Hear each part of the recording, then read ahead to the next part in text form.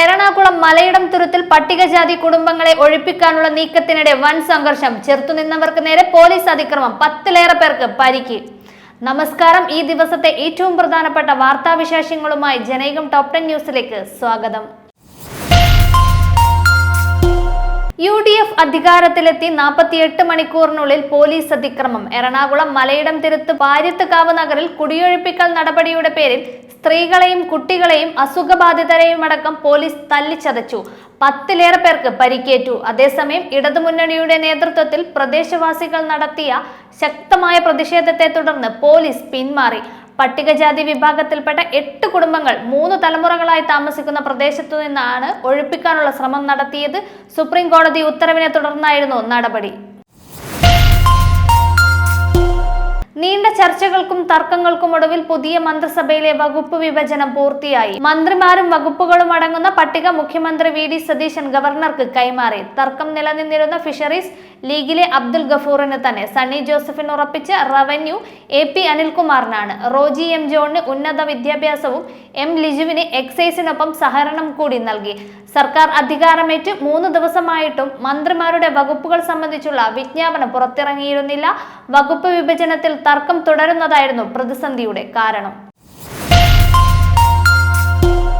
കേരയിൽ പദ്ധതിക്ക് red signal ഇട്ട് UDF സർക്കാർ. ഭൂമി ഏറ്റെടുത്തതുമായി ബന്ധപ്പെട്ട് പുറപ്പെടുവിച്ചിട്ടുള്ള എല്ലാ വിജ്ഞാപനങ്ങളും റദ്ദ് ചെയ്തതായി മുഖ്യമന്ത്രി VD സതീശൻ അറിയിച്ചു. പദ്ധതിയുടെ ഭാഗമായി സ്ഥാപിച്ച മഞ്ഞക്കുറ്റികൾ നീക്കം ചെയ്യാൻ റവന്യൂ വകുപ്പിന് നിർദ്ദേശം നൽകിയെന്നും മുഖ്യമന്ത്രി പറഞ്ഞു. കാസർഗോഡ് നിന്ന് തിരുവനന്തപുരത്തേക്കുള്ള യാത്രാ സമയം 12 മണിക്കൂറിൽ നിന്ന് 4 മണിക്കൂറാക്കുന്ന പദ്ധതിയാണ് സിൽവർ ലൈൻ. 11 സ്റ്റോപ്പുകളാണ് വിഭാവനം ചെയ്തിരുന്നത്.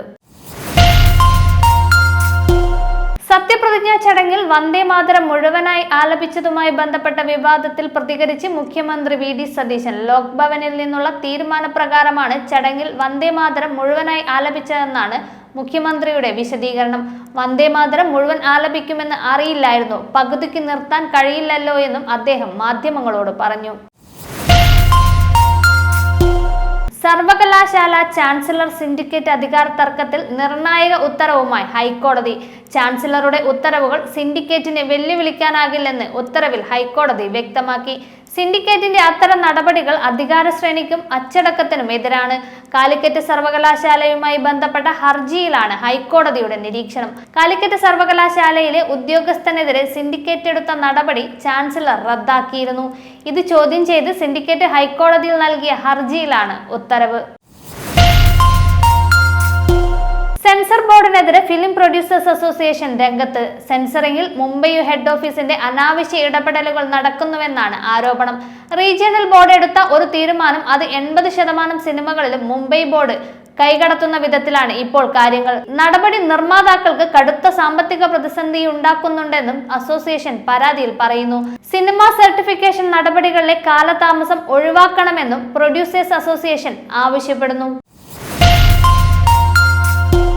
മോഡലിംഗിന്റെ മറവിൽ യുവതികളെ വിദേശത്തേക്ക് എത്തിച്ച് ലൈംഗിക ചൂഷണം നടത്തിയ കേസിൽ അന്വേഷണം സിനിമ സീരിയൽ താരങ്ങളിലേക്കും.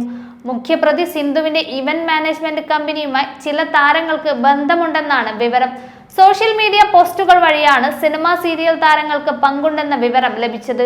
ചില ബിസിനസ്സുകളുടെയും സ്ഥാപനങ്ങളുടെയും മറവിൽ നീക്കങ്ങൾ നടത്തുന്നതായാണ് പോലീസ് സംശയിക്കുന്നത്. അതേസമയം സംഘടിതമായ കുറ്റകൃത്യമാണ് നടന്നതെന്ന് പോലീസ് വ്യക്തമാക്കി. ലഹരിക്കടത്ത് സംഘവുമായി അടുത്ത ബന്ധം പുലർത്തിയ പോലീസുകാരന് സസ്പെൻഷൻ. മലപ്പുറം കോട്ടക്കൽ പോലീസ് സ്റ്റേഷനിലെ CPO ഗോവിന്ദരാജിനെയാണ് സസ്പെൻഡ് ചെയ്തത്. മലപ്പുറം SP-യുടേതാണ് നടപടി. 40 ഗ്രാം MDMA-യുമായി കരിപ്പൂരിൽ പിടിയിലായ പ്രതികളുമായി ഇയാൾക്ക് അടുത്ത ബന്ധമുണ്ടെന്ന് കണ്ടെത്തിയിരുന്നു. സ്പെഷ്യൽ ബ്രാഞ്ച് DYSP-യുടെയും കൊണ്ടോട്ടി ASP-യുടെയും അന്വേഷണ റിപ്പോർട്ടിന്റെ അടിസ്ഥാനത്തിലാണ് നടപടി. ഇയാൾക്കെതിരെ തുടർ നടപടിയുണ്ടാകുമെന്ന് മലപ്പുറം SP അറിയിച്ചു. ലഹരി സംഘവുമായുള്ള ബന്ധത്തിന്റെ പേരിൽ കരിപ്പൂർ സ്റ്റേഷനിലെ CPO ധനേഷിനെ നേരത്തെ സസ്പെൻഡ് ചെയ്തിരുന്നു. നോർവേ സന്ദർശനത്തിനിടെ പ്രധാനമന്ത്രി നരേന്ദ്രമോദിയോട് ചോദ്യങ്ങൾ ചോദിച്ച നോർവീജിയൻ മാധ്യമ പ്രവർത്തക ഹെല്ലെ ലിങ്ങിന്റെ ഇൻസ്റ്റഗ്രാമും ഫേസ്ബുക്കും മെറ്റ സസ്പെൻഡ് ചെയ്തു. മാധ്യമങ്ങളുടെ ചോദ്യങ്ങൾ നേരിടാതെ ഒഴിഞ്ഞുമാറുന്ന പ്രധാനമന്ത്രിയുടെ രീതിയെ അന്താരാഷ്ട്ര തലത്തിൽ ചോദ്യം ചെയ്തതിന് പിന്നാലെയാണ് മാധ്യമപ്രവർത്തകയുടെ അക്കൗണ്ടുകൾ പൂട്ടിയത്. ഇത് വലിയ രീതിയിലുള്ള ആവിഷ്കാര സ്വാതന്ത്ര്യ ലംഘനമാണെന്ന വിമർശനം ഇതിനോടകം ഉയർന്നു കഴിഞ്ഞു.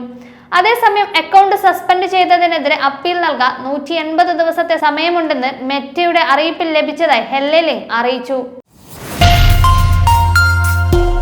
22 വർഷത്തെ കാത്തിരിപ്പിനൊടുവിൽ ഇംഗ്ലീഷ് പ്രീമിയർ ലീഗ് കിരീടം വിജയിച്ച് ആർസണൽ. മാഞ്ചസ്റ്റർ സിറ്റി ബോൺമതിനോട് 1-1 സമനില വഴങ്ങിയതോടെയാണ് ഒരു മത്സരം ബാക്കി നിൽക്കെ ആഴ്സണൽ ചാമ്പ്യന്മാരായത്. 37 കളിയിൽ 82 പോയിന്റോടെ പീരങ്കിപ്പട ഒന്നാമതും 78 പോയിന്റോടെ സിറ്റി രണ്ടാമതുമാണ്. 2004 തിയറി ഹെൻറിയും സംഘവും കിരീടമുയർത്തിയതിനു ശേഷം ആദ്യമായാണ് പ്രീമിയർ ലീഗ് ട്രോഫി ടീം നേടുന്നത്. ടോപ് 10 ന്യൂസിലൂടെ വീണ്ടും കാണാം. കൂടുതൽ വാർത്തകൾക്കും വിശേഷങ്ങൾക്കുമായി ജനയുഗം വെബ്സൈറ്റ്, യൂട്യൂബ് ചാനലുകൾ സന്ദർശിക്കുക.